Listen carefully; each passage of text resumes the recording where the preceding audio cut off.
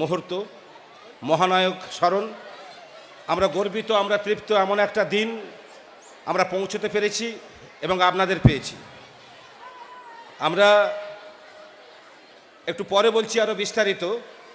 মহানায়ককে নিয়ে যে সুনামি, যে ঘটনা ঘটে গেছে কোলাঘাটে, সারা বাংলায় তা বিরল। 9 দিন ধরে আমি গণদাকে আহ্বান করছি, আপনি রঞ্জিতবাবুকে আহ্বান করুন।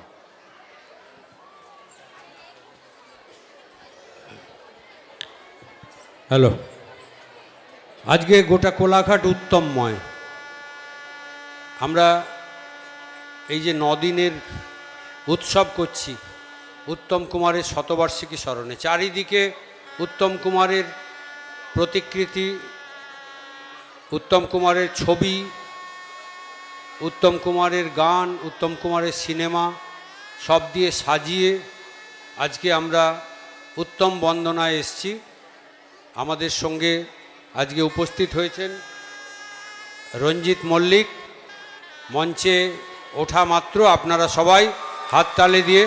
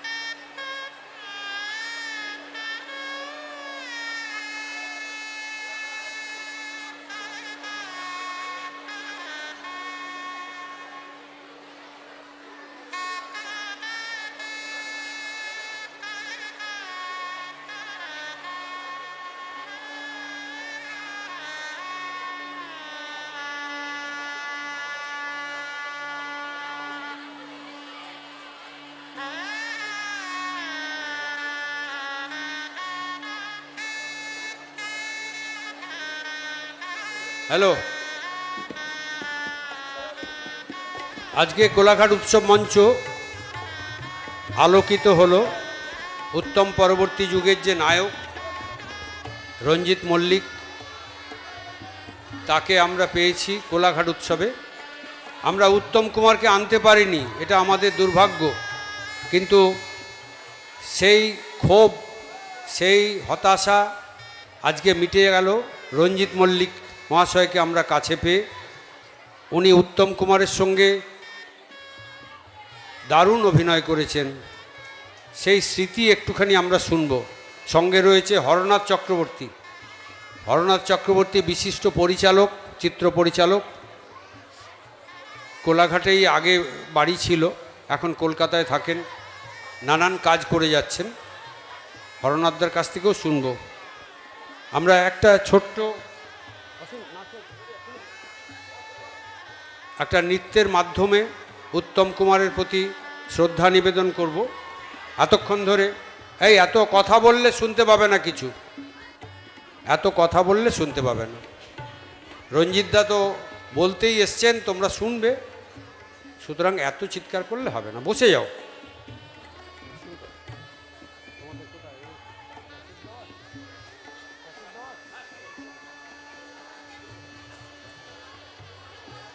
এতক্ষণ ধরে শান্তনুদা এবং জয়ত্রী গায়েন উত্তম কুমারের বিভিন্ন ছবির সঙ্গীত পরিবেশন করলেন, আবার করবেন।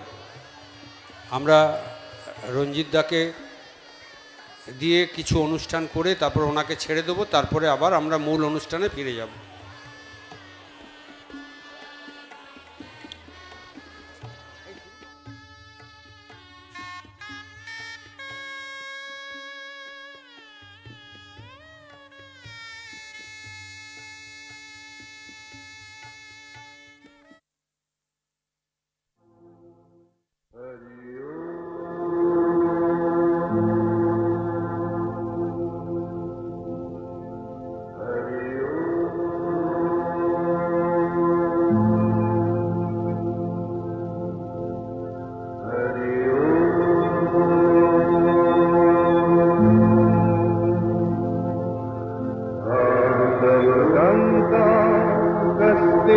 पुत्रः संसारोऽयमतीव विचित्रः तस्य त्वं तत्त्वं चिन्तय तदिदं भ्रातः भज गोविन्दं भज गोविन्दं गोविन्दं भज मूढमते धन जन यौवन गर्भं धरति निमेषात् कालः सर्वं मायामयमिदमखिलं हित्वा ब्रह्मपदं प्रविशाशु विदित्वा भज गोविन्दं भज गोविन्दं गोविन्दं भज मूढमते दलगत जनमति करणं तत्त्वजीवितमतिशयचपलम्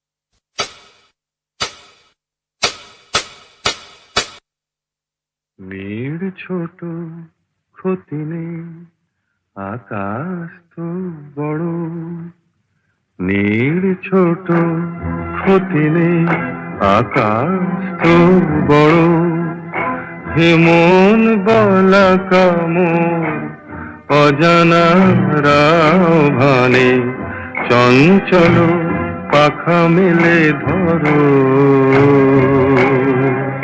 নীড় ছোট ক্ষতি নেই আকাশ তো বড় ঝনক ঝনক কনক কাকুন বাজে নতুন নতুন কুড়ি ফুটে লাজে ঝনক ঝনক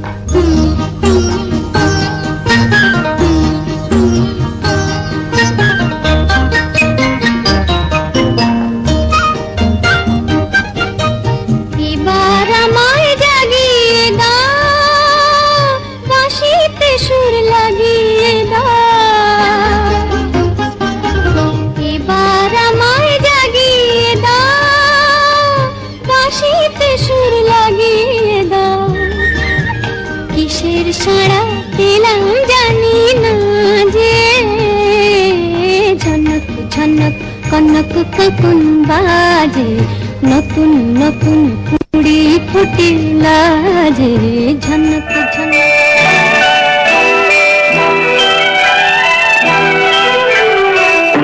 প্রথম কাছে এসেছি কে প্রথম কে দেখেছি কিছুতেই পাই না ভেবে কে প্রথম ভালোবেসেছি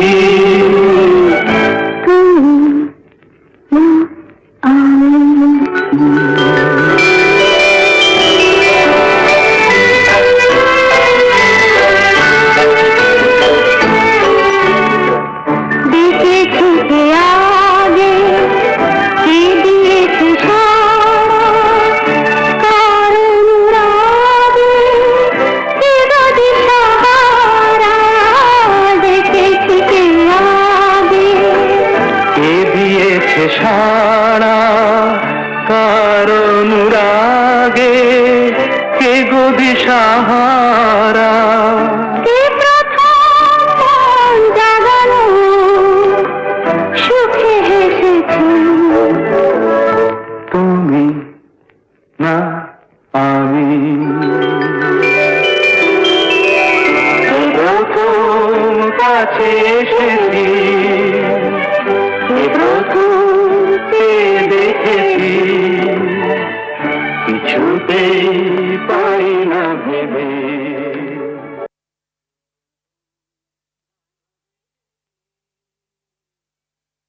হ্যালো, ধন্যবাদ আমাদের সমস্ত নৃত্য পরিবেশন যারা করলেন তাদের ধন্যবাদ জানাচ্ছি।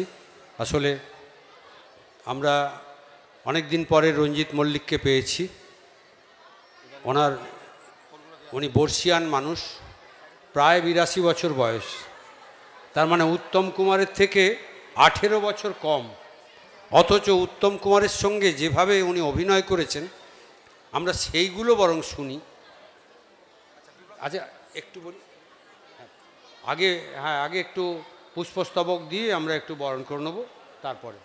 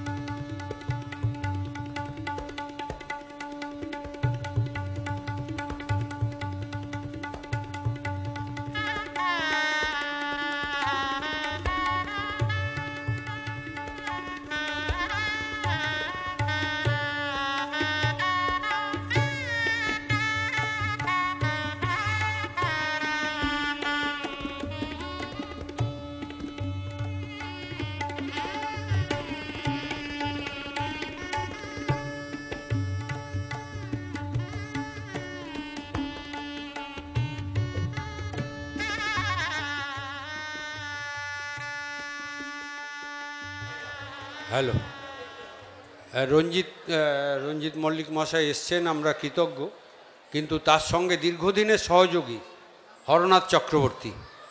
হরনাথবাবু আমাদের এখানকারই লোক এবং এখন কলকাতায় এত জনপ্রিয় পরিচালক হয়েছেন যে কলকাতায় উনি রয়েছেন। তো তার কাছ থেকে আগে একটু শুনে নিই। দুটোতেই, মানে উত্তম কুমার এবং রঞ্জিত মল্লিক দুটো নিয়েই শুনবো। শুভ সন্ধ্যা। প্রথমে বলি, এটা আমার নিজের জন্মস্থান। এখানে আমার ছোটো কাকার বাড়ি।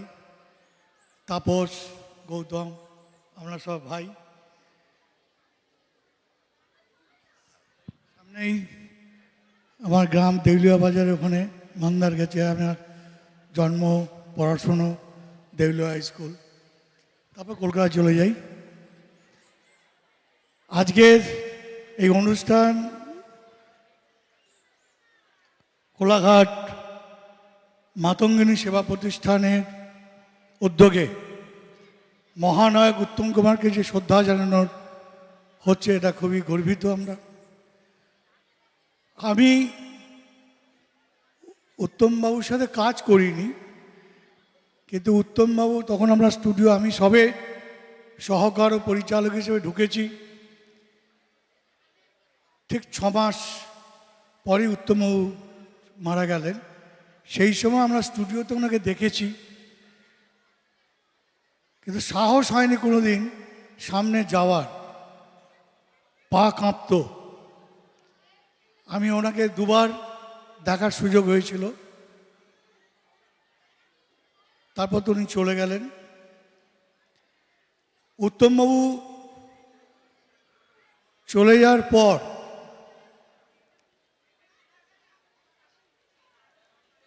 ইন্ডাস্ট্রিতে ধরেছিল রঞ্জিত দা শত্রু ছবি করে। রঞ্জিত দা অনেক উত্তমবাবুর সাথে কাজ করেছে, সেগুলো আমি কিছু বলছি না, কেন ওটা রঞ্জিত দার মুখে শুনবেন। রঞ্জিত দা উত্তম কুমার মানে দাদা ভাই, সে দাদাই বলবে, রঞ্জিত দাই বলবেন।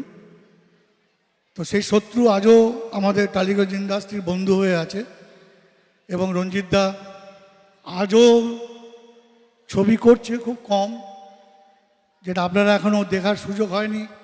স্বার্থপর বলে রঞ্জিত দা কোয়েল একটা ছবি কলকাতায় 2 মাস ধরে চলছে এখনও, কালী পুজো রিলিজ হয়েছে স্বার্থপর। এই ছবিটা আপনাদের বাড়ির মা বোন সবাই দেখার ছবি। দুর্ভাগ্য এখানে সিনেমা হল নেই, কত সিনেমা হল ছিল সব বন্ধ হয়ে গেছে। তো সিনেমা হল হবে, সিনেমা হল এখানে আমরা তৈরি করার পরিকল্পনা নিয়েছি, এবং সেটা মমতাদি আমাদের দায়িত্ব দিয়েছে, আমরা করব। আজকে আমরা এই অনুষ্ঠান জায়গা থেকে আমি রঞ্জিত দাকে, রঞ্জিত দা আসবে, কোথায় গেল কে বলবেন? রঞ্জিত দাকে আপনারা ডাকুন, আমন্ত্রণ জানান। থ্যাংক ইউ, সব ভালো থাকবেন। ধন্যবাদ। একটু আগে বলছিলাম বাংলা চলচ্চিত্র জগতের তথা বাংলা বিনোদনের প্রাতঃস্মরণীয় পূজনীয় মহানায়ক স্মরণে গত 9 দিন ধরে যা চলছে, শুরু হয়েছিল 13ই ডিসেম্বর, হাজার হাজার মানুষের শোভাযাত্রা, এবং টোটাল শোভাযাত্রায় উত্তম কুমার অভিনীত বিভিন্ন সিনেমার গানে ছোট থেকে বড় সবাই রাজপথে নৃত্য পরিবেশন করেছেন। গোটা প্রাঙ্গণ সাজিয়ে তোলা হয়েছে মহানায়কের পর্দায় এবং পর্দার বাইরে বিভিন্ন উজ্জ্বল দিকগুলি। এছাড়াও এখানে প্রায় 40টি সংস্থা প্রোগ্রাম করছে, একদম ছোট থেকে বড় সবাই উত্তমময়, মহানায়কময়। এই কটা দিন কেবল উত্তম কুমার, একটা উত্তম কুমার মহানায়ক স্মরণে যেন ঝড় বয়ে যাচ্ছে। এটাই আমরা সার্থক মনে করছি যে এই প্রজন্মের ছোট ছোট ছেলেমেয়েরা, 7 থেকে 800 ছেলেমেয়ে, 40টি সংস্থা, তারা গত 6 দিন ধরে এই মঞ্চে উত্তম কুমার স্মরণেই প্রোগ্রাম করছেন। তাদেরকে এই প্রজন্মের ছেলেমেয়েরা বুঝতে পেরেছেন এই বাংলার মুখ, বাঙালির মুখ মহানায়ক সম্পর্কে। আমরা এবং হ্যাঁ, আমরা প্রথমে একটু বলি, রঞ্জিত বাবু একটু শ্রদ্ধা জানাবেন ফুল দিয়ে মহানায়কের উদ্দেশ্যে। হ্যাঁ, এখানেই এখানেই। এবং সেই মহানায়কের সাথে ওতপ্রোতভাবে স্মৃতি জড়িত, এবং সেই সময়ের সমসাময়িক আজকে বাংলা বিনোদন জগতে, বাংলা সংস্কৃতি জগতে অভিভাবক সম রঞ্জিত মল্লিক, তিনি এই মুহূর্তে আমাদের মঞ্চে উপস্থিত হয়েছেন। এটা আমাদের কাছে চিরস্মরণীয় হয়ে থাকবে, চিরবরণীয় হয়ে থাকবে এই বিশেষ মুহূর্ত। আমরা প্রথমেই মাননীয় রঞ্জিত মল্লিক মহাশয়ের কাছে, আপনি বসেই বলুন 2-1 কথা একটু উত্তম কুমার সম্পর্কে, আপনার সম্পর্কে। আপনার অসুবিধা আমি কিছু একটা মিডলে করে দিলাম। একদম একদম একদম।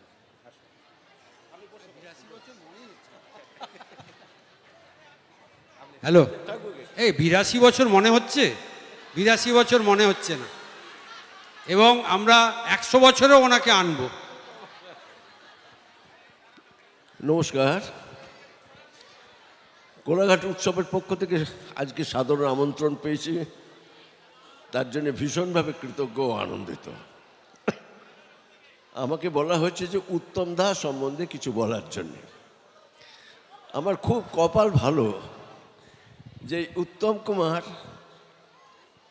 বাংলা ছবির 100 বছরের ইতিহাসে, বাংলা ছবির 100 বছরের ইতিহাসে সর্বশ্রেষ্ঠ নায়ক। 100 বছরের মধ্যে সর্বশ্রেষ্ঠ নায়ক হলেন উত্তম কুমার। আমার খুব কপাল ভালো, এরকম একটা লোকের সঙ্গে আমি 5টা ছবি করার সুযোগ পেয়েছিলাম। মৌচাক ছিল, বন্যিশিকা, তারপর 2 পৃথিবী, লাস্ট ছবি ছিল অগবধূ সুন্দরী, তার আগেও আরেকটা ছবি করেছিলাম, 5টা। উত্তম কুমার কত বড় অভিনেতা সারা পৃথিবীতে যত বাঙালি আছে সবাই জানে। তো অভিনয় তো আপনারা ছবিও দেখেছেন, যারা দেখেননি তারা অবশ্যই দেখবেন, কারণ এরকম মাপের অভিনয় আপনারা অন্য আর কোথাও কারোর কাছে পাবেন না, এনার কাছে যেরকম। আমি যখন প্রথম মৌচাক করতে যাচ্ছিলাম, ওনার তখন মধ্য গগনে, আর আমি তখন নতুন, সবে 5 বছর হয়েছে, আর উনি তখন মধ্য গগন উত্তম কুমার, আমি নিজেই ওর অন্ধভক্ত। যার জন্য আমার নিজেরই কোথায় না মনে একটা একটু কোথায় ভয় ডর, এত বড় মাপের লোকের সঙ্গে কাজ করব, কিন্তু এত ভদ্র যে উনি বুঝতে পেরেছিলেন আমি বোধহয় একটু ভয় খাচ্ছি। আমাকে ছোট ভাইয়ের মতন আগলে নিয়ে কাছে নিয়ে নিলেন, নিয়ে আমার ভয়টাকে কাটিয়ে দিলেন। এই মহানুভবতা খুব একটা লোকের মধ্যে পাওয়া যায় না। এই ছবি তো আপনারা দেখবেন কত বড় মাপের অভিনেতা, আবার আমি বলছি, তার সঙ্গে বলছি কতখানি তার বড় মন। আমাদের এখানে যারা টেকনিশিয়ানস আছেন, কারোর হয়তো অসুখ বিসুখ হয়েছে, কারোর ছেলে মেয়ের বিয়েটা হবে, টাকার দরকার পড়েছে, উত্তম কুমার কাছে আসতেন, উত্তম কুমার সাহায্য করতেন, বলতেন আমি যে দিয়েছি সেটা কেউ যেন জানতে না পারে, তোকে বলে দিলাম, তাহলে জীবনে কোনো দিন টাকা পাবি না। এইরকম ছিল তার, যে টাকা দিয়ে যে 5 জনে বলে বেড়াবে দিয়েছি না, যাতে কেউ না জানতে পারে। এই হলো তার মনের ভাবটা ছিল ওরকম। আরেকটা ব্যাপারও দেখেছি, মানুষের সম্বন্ধে খোঁজ খবর নেওয়া। একটা ছবি করব, 2 পৃথিবী, মেকআপ রুমে আলোচনা হচ্ছে, যে এই নানা রকম আলোচনা। উত্তমদা খুঁজে আগে যারা অ্যাক্ট্রেস ছিলেন, পুরনো দিনের অভিনেতা অভিনেত্রী, যারা এখন আর যাদের হাতে আর সেরকমভাবে কাজকর্ম নেই, কাজকর্ম করছেন না, সেরকম লোকেদের নাম বলতেন, আরে এই চরিত্রটা ওকে দাও, এই চরিত্র ওকে দাও, এই চরিত্র ওকে দাও, যাতে তারা কাজ পায়। এই রকম আমি ওর কাছে যে শুধু অভিনয় শিখেছি তা না, কারণ আমি যখন একসঙ্গে 5টা ছবি করতাম, আমার ধরুন নিজের শট নেই, ওনার কাজ, আমি কিন্তু ওখানে বসে থাকতাম, উনি কী করছেন, কতটা পজ নিচ্ছেন, কী করছেন না করছেন, আমি শুধু নজর করে ওই দেখে যতটা পেরেছি শিখেছি, যে দেখে শেখা। এই হলো উত্তম কুমার কিনে বলতে শুরু করলে 3 দিন সময় লেগে যাবে টানা, এত অসংখ্য ছবিতে উনি অভিনয় করেছেন। ওনার সম্বন্ধে সত্যজিৎ রায় যখন করেছেন, নায়ক করেছিলেন, নায়ক এবং সত্যজিৎ রায় করার পরে বলেছেন, উত্তমের থেকে বড় অভিনেতা আমাদের এখানে কেউ নেই, এবং আগেও কেউ ছিল না। 100 বছরের, আমি তো আবার কনফিডেন্টলি বলছি, 100 বছরের ইতিহাসে নায়ক বলতে 1 নম্বর নায়ক এই উত্তম কুমার। তারই আগামী বছর তার 100বর্ষ পালন করা হবে। সারা পশ্চিমবঙ্গে তো বটেও, বিদেশেও যত জায়গা আছে বিদেশ, সেখানেও কিন্তু উত্তম কুমারের 100 বছর পালন করা হবে এই নেক্সট ইয়ারে। তো এই হলো উত্তম কুমার। এবার বলুন, আপনি কি বলছিলেন, প্রশ্ন করবেন, কোথায় গেলেন, আসুন। হ্যাঁ, ডায়লগ আজকে উত্তম কুমার দিন, আমার ডায়লগ বলে কি হবে? এই চুপ করো। না, মৌচাক দেখুন, মৌচাক করতে গিয়ে, কিরে পচা, তোর গলাটা ওরকম শোনাচ্ছে কেন? দাদা আমার এটা হয়েছিল মৌচাক ছবিটা আজ থেকে 50 বছর আগেকার ছবি, কিন্তু মৌচাক আপনারা দেখবেন মনে হবে আজকের ছবি, কিন্তু মৌচাকটা 1975 সালের ছবি। এত মজার, এত আনন্দ একটা, শুধু মৌচাক বলে না, উত্তমদার অসংখ্য ছবি, নায়কে যেরকম নায়কের অভিনয়, বা ওগবধূ সুন্দরী, অবগতা, তারপর ওই সব গান টান ছিল, ওই সব গানেও লিপ দেওয়া খুব শক্ত ছিল। ওটা কি গান ছিল না, এই তো জীবন,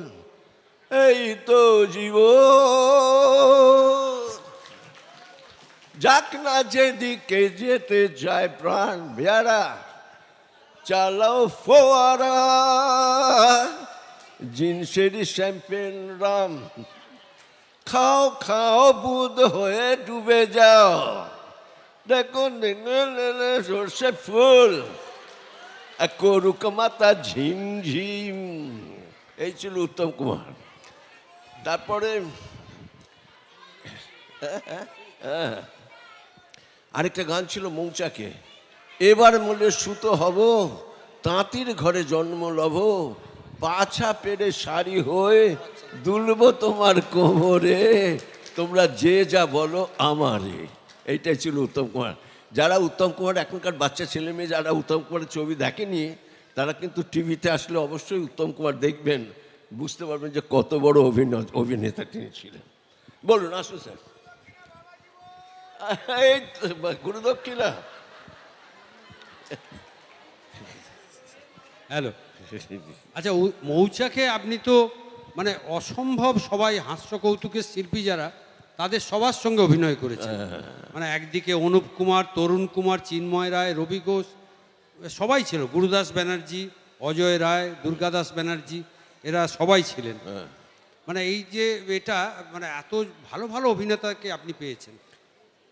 এরা অত্যন্ত প্রত্যেকে স্বনামধন্য, প্রত্যেকে। রবিদা বলুন, অনুপদা বলুন, শেখরদা বলুন, সকলে।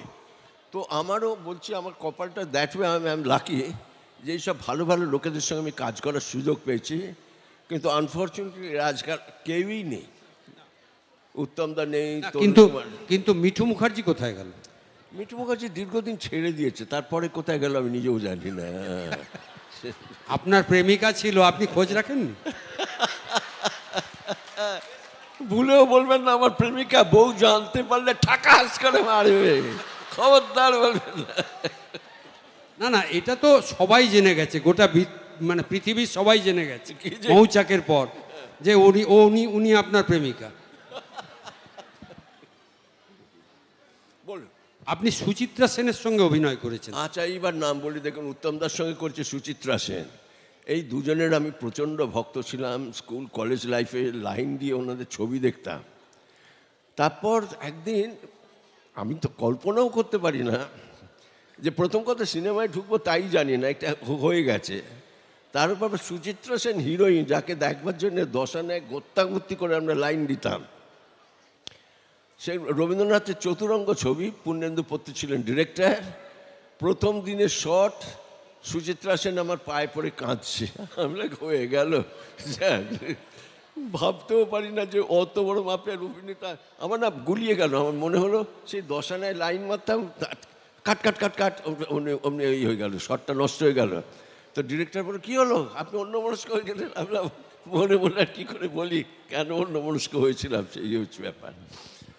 সুচিত্রা সেনের সঙ্গে করেছিলাম ওই ছবিটা, যদি হয়নি চতুরঙ্গ। দেবী চৌধুরী করেছে দীনেন গুপ্ত, সেই প্রথম ছবি তার সম্বন্ধে। সুচিত্রা সম্বন্ধে একটা সেন বলে দিই একটা কথা। একটা 10 লাইনের না ডায়লগ ছিল, 10 লাইনের, খুব সেন্টিমেন্টাল ডায়লগ, খুব সেন্টিমেন্টাল ডায়লগ, বজরার ওপরে। তো খুব সেন্টিমেন্টাল ডায়লগ। তো ডিরেক্টর দীনেন গুপ্তকে সুচিত্রা সেন জিজ্ঞেস করলেন, আচ্ছা কোন লাইনটা, এই যে 10 লাইন আছে ডায়লগ, কোন লাইনটাতে আসলে আমার চোখে জল আনলে ভালো হয় বলুন তো? চোখে জল আনার ব্যাপার ছিল একটা। তারপর যখন শুটিং হচ্ছে, পাঠ করতে করতে ঠিক দীনেন গুপ্ত যে লাইনটা বলেছিল না, ঠিক সেই লাইনে এসে দেখলাম তার চোখ ভর্তি জল।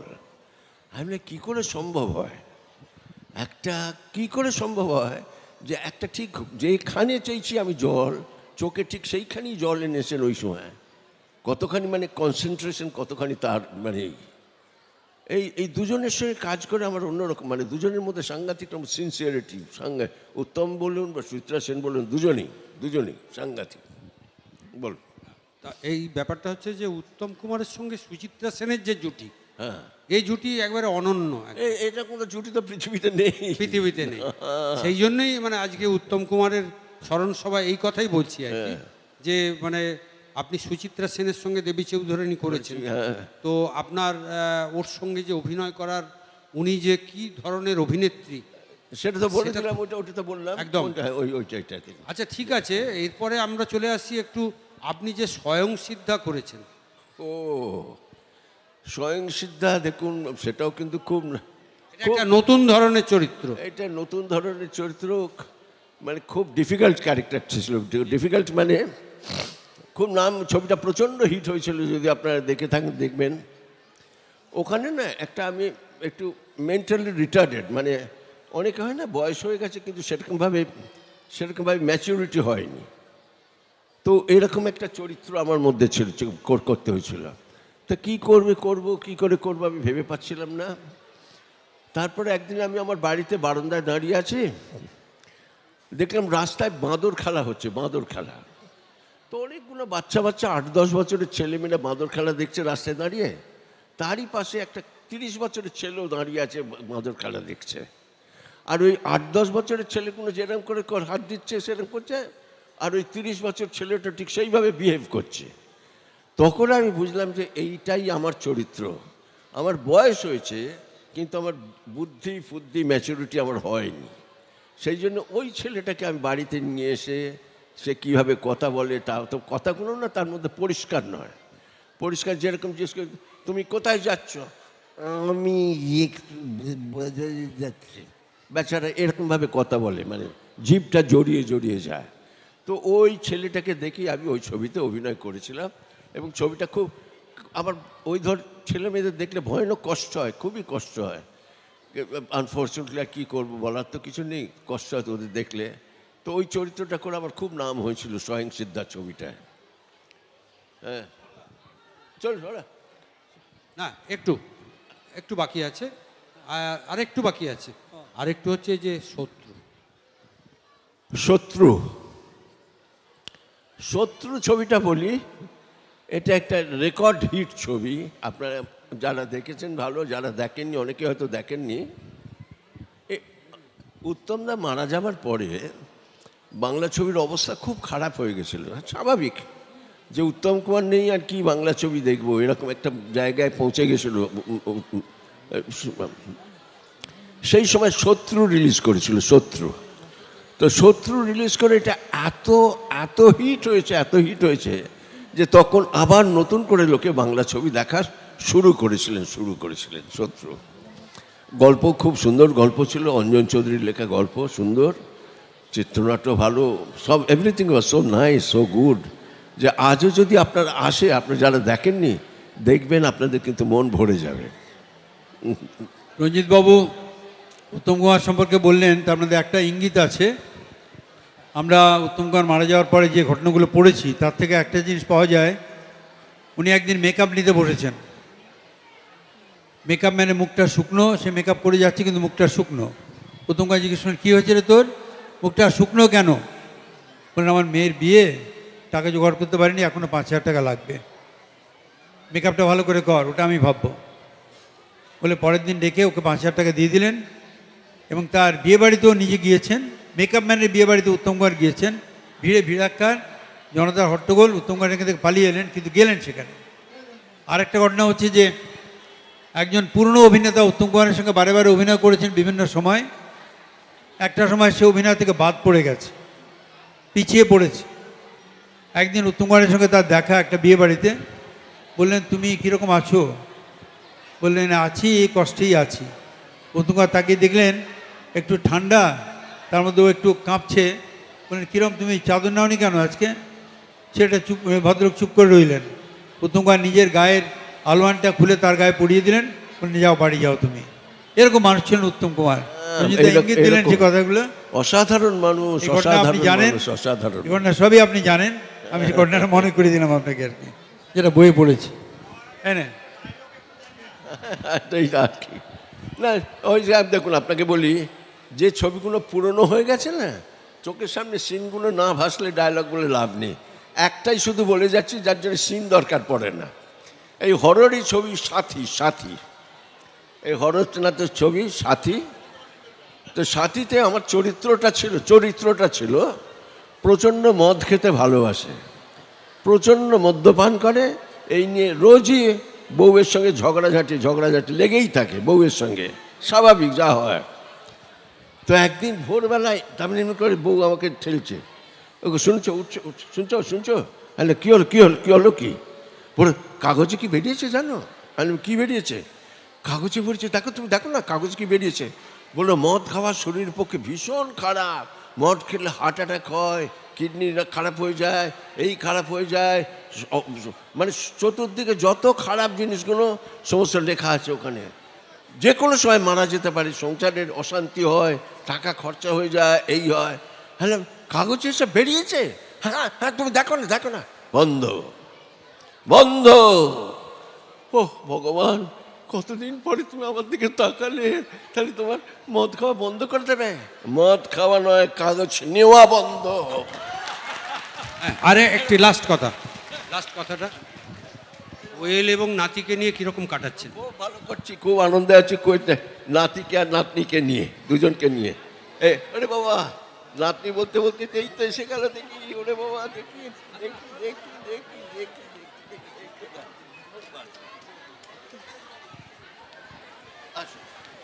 Thank you. আবার আমরা কি 18 বছর পরে আবার পাবো? 18 বছর পরেই আপনার শতবর্ষ। 100 বেশি থাকবে কেন? কেন হবে না কেন? এখন 82-তে এইরকম। দীর্ঘজীবন ভালো থাকুন, থ্যাংক ইউ সবাইকে। দীর্ঘজীবন লাভ করুন, এই কামনা করি আমরা। আবার আসবেন।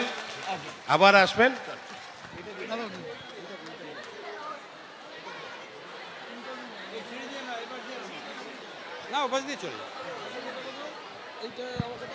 একটু ওই জায়গাটায় একটু আগেই বলছিলাম, রাস্তাটা ক্লিয়ার করে দেন।